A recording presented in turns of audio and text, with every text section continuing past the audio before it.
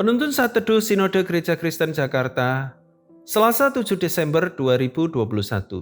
Memuliakan Allah, Matius pasal 21 ayat 1 sampai ayat yang ke-11. Yesus dieluk-elukan di Yerusalem.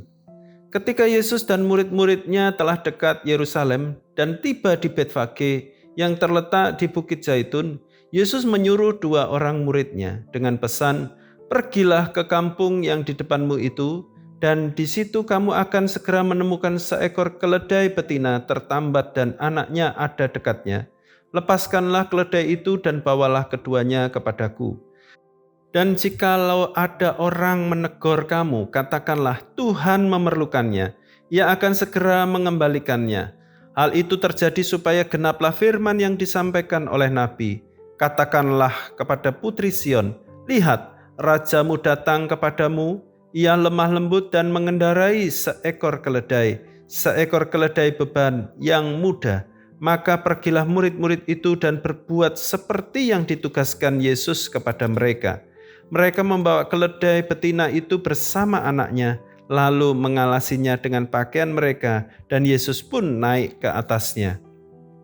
Orang banyak yang sangat besar jumlahnya menghamparkan pakaiannya di jalan. Ada pula yang memotong ranting-ranting dari pohon-pohon dan menyebarkannya di jalan. Dan orang banyak yang berjalan di depan Yesus dan yang mengikutinya dari belakang berseru katanya, "Hosana bagi anak Daud, diberkatilah dia yang datang dalam nama Tuhan, Hosana di tempat yang maha tinggi." Dan ketika ia masuk ke Yerusalem, gemparlah seluruh kota itu, dan orang berkata, "Siapakah orang ini?" Dan orang banyak itu menyahut, "Inilah Nabi Yesus dari Nazaret di Galilea." Dalam pelayanan, saya sering mengajukan pertanyaan kepada kaum muda tentang tujuan hidup mereka. Sebagian besar mereka bingung dan tidak bisa menjawab. Namun ada juga yang dengan yakin berkata, "Saya mau hidup untuk memuliakan Allah." Pernyataan ini selaras dengan paparan Rick Warren dalam buku The Purpose Driven Life. Pertanyaan yang masih tersisa adalah, bagaimana sebenarnya cara memuliakan Allah itu? Kisah 2 orang murid dalam nas hari ini dapat memberikan gambaran sekilas.